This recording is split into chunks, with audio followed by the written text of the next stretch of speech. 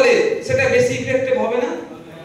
কিন্তু আমি এর প্রস্তাবটা রাজ্য সরকার কিছুটা মেনেছে, এখন মানেনি। বাকিটা মানাতে হবে কিভাবে? যে যে ভাষায় বুঝে তাকে সেই ভাষায় জবাব দিতে হবে, বোঝাতে হবে।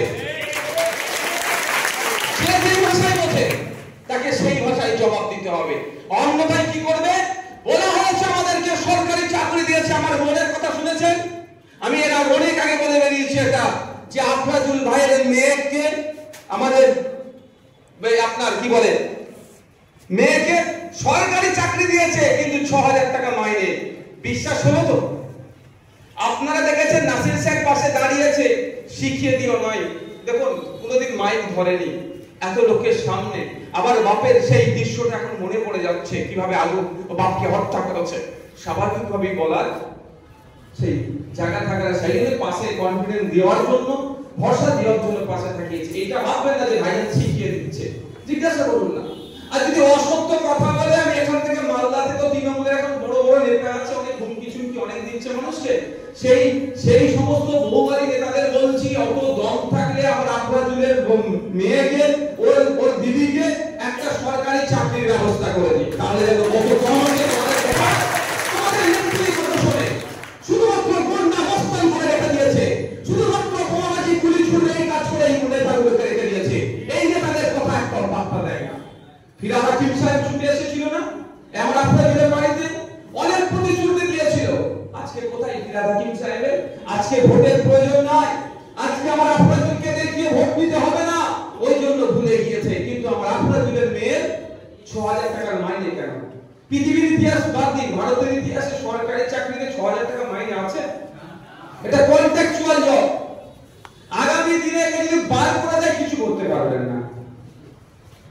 কোন খোঁজ নিয়ে দেখুন, কোন কন্ট্রাক্টরের আন্ডারে দিয়ে রেখে দিয়েছে।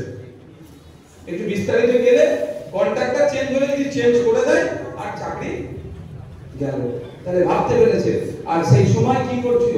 সবাই কাঁদছিল আফরাজুলের জন্য। যাকে কান্না পায়নি সে চোখে বাম লাগিয়ে, মমতা দিদির মতো লোকেদের খোঁজ নিয়ে দেখুন, চোখে বাম লাগিয়ে কেঁদেছে। আর কি বুঝিয়েছে? তোমারই আমি আসল বন্ধু, তোমারই আমি সাথ দেব। আর আমরা কি ভেবেছিলাম? সত্যি।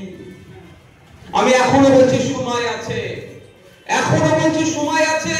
যদি এখনো আসল আর নকল কান্নাটা না ধরতে পারে, তাহলে আগামী দিনে দেখবেন শুধু আমার আফরাজুল নয়, শুধু মতি ভাই নয়, এই মালদা জেলার প্রচুর শ্রমিক ভিন্ন রাজ্যে কাজে যাচ্ছে, তাদের দুর্দশা কি হবে। কারণ হরিয়ানাতে দেখেছিলেন না আবু সিদ্দিককে, আপনার সাবির মল্লিককে, হরিয়ানাতে গোমাংস চলে না, ওখানে ব্যান আছে, ওখানে খাওয়া যায় না। সেখানে এই যে সাবির মল্লিক, আরে আপনারা এখানে আমাদের এলাকায় ওই প্লাস্টিকের বোতল, আবার কি বলে বলুন না, লোহা লক্কর ভাঙা সব কুড়িয়ে গেছে, ওই কুড়িয়ে বিক্রি করতে তার জীবন চলতো। ও আবার ২৫০-৩০০ টাকা কেজি গোশ কিনে খেতে পারবে? ডাল ভাত জোগাড় করতে পারেনি, ডাল ভাত জোগাড় করতে পারেনি, আবার গোশ কিনে খাবে। যদিও গোশ মানে গরুর মাংস হরিয়ানাতে ব্যান, তারপরেও তাকে মারা হলো, খুন করা হলো, পিটিয়ে পিটিয়ে হত্যা করা হলো। বুঝতে পারছেন? আগামী দিন এই কঠিন আসতে চলেছে। যদি এখনো আপনারা ঐক্যবদ্ধ হন, ঐক্যবদ্ধ মানে এই নয় যে সব মুসলমান এক হয়ে যাবে, আমি এটা বলছি না। শ্রমিকদের এক হতে হবে, বাংলার মানুষকে এক হতে হবে, অধিকারকে সুনিশ্চিত করার জন্য এক হতে হবে, জাত ধর্ম বর্ণ নির্বিশেষে এক হতে হবে। সোমনাথ দেবনাথকে কেন মহারাষ্ট্রে গলা কেটে খুন করা হলো, এর আওয়াজ তুলতে হবে। আপনাদের পরিবারকে সরকারি চাকরির ব্যবস্থা করা হয় তার আওয়াজ তুলতে হবে। মোদিকে যারা হত্যা করলো তাদেরকে সর্বোচ্চ শাস্তি দেওয়ার জন্য আওয়াজ তুলতে হবে। আপনার সাবির মল্লিককে যারা খুন করেছে, খুনিদের, সন্ত্রাসীদের, দেশবিরোধী কর্মকাণ্ডের সাথে যারা যুক্ত, তাদের সর্বোচ্চ শাস্তি দিতে হবে, আওয়াজ তুলতে হবে। শুধুমাত্র আফরাজুলের জন্য আওয়াজ তুলবেন, সাবির মল্লিকের জন্য আওয়াজ তুলবেন, বাঁকুড়ার হেমন্ত রায়ের নাম আসলে চুপ করে যাবেন, আপনার বীরভূমের সোমনাথ দেবনাথের নাম আসলে চুপ করে যাবেন, তাহলে কিন্তু একটা কেউ বিচার পাবে না।